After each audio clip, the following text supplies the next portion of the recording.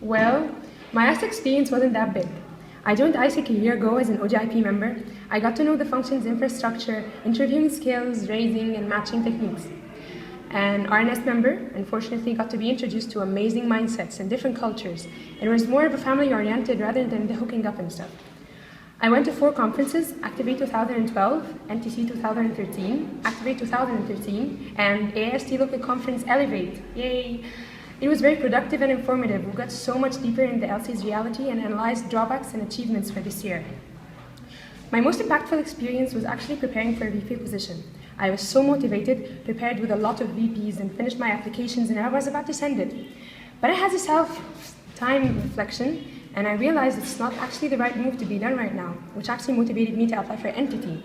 It's great developing your presentation skills and know how to reach into people's minds and make them interested in what's being said.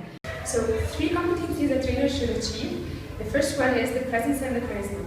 For a trainer to have his own presence and his own charisma in order to achieve that all of the audience and the attendees are interested in the topic he's saying, then he's actually achieving 50% of this material delivered. Because if even the topic is boring or it's not interesting enough for the listeners to continue, the listeners, if they found that the presenter is actually having his presence and charisma in front of the people, they would actually want to anticipate what's his next move, what's his gestures, what's his rhetorical questions.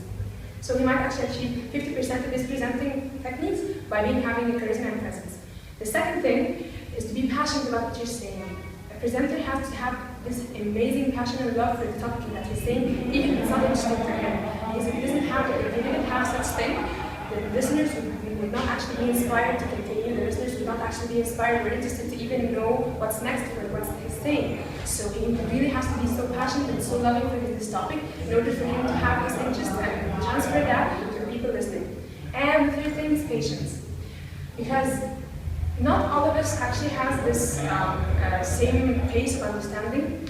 Not all of us have this same rate of gathering the knowledge. So a trainer has to have this patience in order to, tolerate and understand the questions being said or asked by the people, because not all of us are the same. So he has to have this sense of passion and sense of patience to answer all the questions, even if he thinks that they're not actually that beneficial. So that's it.